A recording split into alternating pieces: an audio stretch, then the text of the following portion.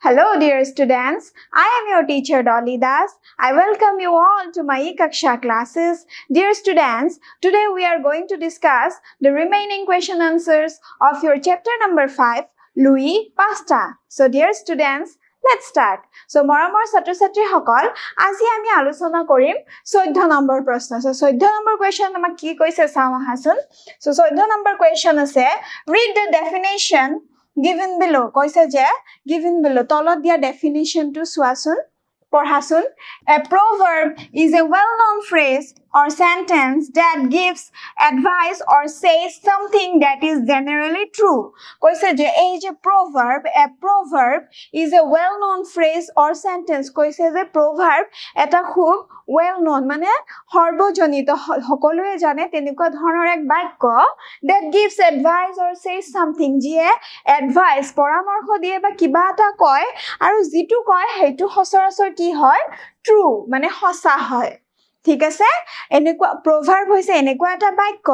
যি আমাক পৰামৰ্শ দিয়ে বা কিবা কয় কিবা এটা কয় আৰু যিখিনি কয় বা যিখিনি পৰামৰ্শ দিয়ে সেইখিনি কিন্তু সচৰাচৰ true হয় হসা হয় সো আৰু জানো আহাচোন কি কৈছে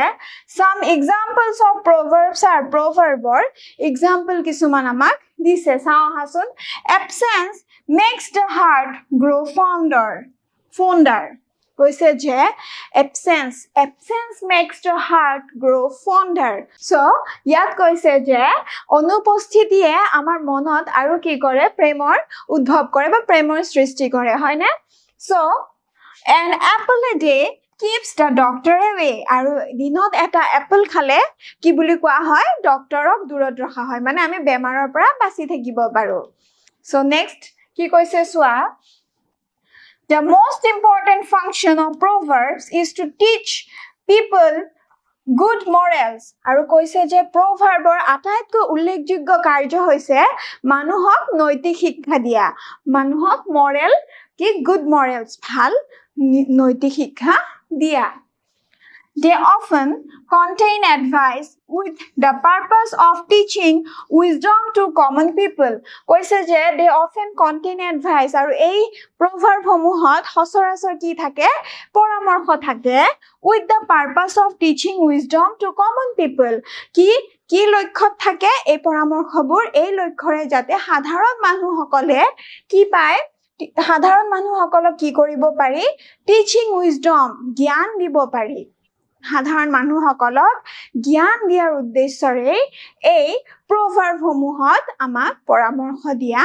হয় Since proverbs are usually metaphorical and indirect they allow writers to express their advice in a less harsh way koise je jihetu proverb bur metaphorical and indirect aru directly kaku koa nohoy they allow writers teoluke to express their advice in a less harsh way koise je kom harsh mane ki kothur no mane সহজ উপায়েৰে বা কঠোৰ নোহোৱা কৈ এই proverbs বুৰে writer লিখক সকলক পৰামৰ্শ দিবলৈ কি কৰে সহায় কৰে to express their advice নিজৰ পৰামৰ্শ express কৰিবলৈ এই proverb বুৰে সহায় কৰে ঠিক আছে Pick out the proverbs from the list given below. Aru etia amak tolor list khonor pura proverb keta basi uliaboloi koise. So ami sao ahasun. A white elephant. A white elephant eta boga elephant. Yate kiba upodekh dise niki ba kiba koise niki amake koto koa nai hoy na amak kiba upodekh mulok ba amak kiba moral knowledge diboloi noitik shikkha diboloi tu ekku koa nai. So etu ki nohoy etu amar Proverbs no hoy. Next aha, next amar ki koise crocodile tears. Crocodile tears mane সাধাৰণতে ঘৰিয়ালৰ চকুপানী টুকা বুলি যে কয় তাৰ মানে কি মিছাতে কন্দা নাটক কৰা হয়নে সো এটো কি হ'ব এটো হ'ব এটো আমাৰ এটা proverb so next aha all that glitters is not gold সকলোবোৰ জিলিকা বস্তু কি নহয় নহয় তাৰ মানে সকলোৰ মানুহে যে বহুত কিবা কিবি দেখাই থাকে যে একদম মানে জাকজমক বাহিৰে জাকজমক কিন্তু সেই বাহিৰে জাকজমকতা থকা বস্তুটো ভিতৰ ফালে ভাল নহবও পাৰে বা তেনে ধৰণৰ মূল্যবান নহবও পাৰে ঠিক আছে এইটো এটা proverb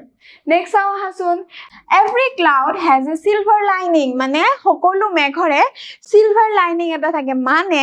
আমি নিৰাশাজনক পৰিস্থিতিটো আমি কি কৰিব লাগে আশা নিজৰ মনত আশা সদায় বৰ্তাই ৰাখিব লাগে বচাই ৰাখিব লাগে ঠিক আছে এইটো এটা কি হয় proverbs so next আহাচোন early to bed and early to rise makes a man healthy, wealthy and wise. কৈছে যে সোনকালে কই মানে early মানে কি সোনকালে বিছনাত যোৱা সোনকালে শুই উঠা makes a man healthy, wealthy and wise. এজন মানুহক এই অভ্যাস দুটা এজন মানুহক কি কৰে healthy কৰে আৰু wealthy মানে কি সম্পদ মানে wealthy মানে হৈছে টকা পইচা থকা ধন সম্পত্তি থকা হয়নে and wise মানে হৈছে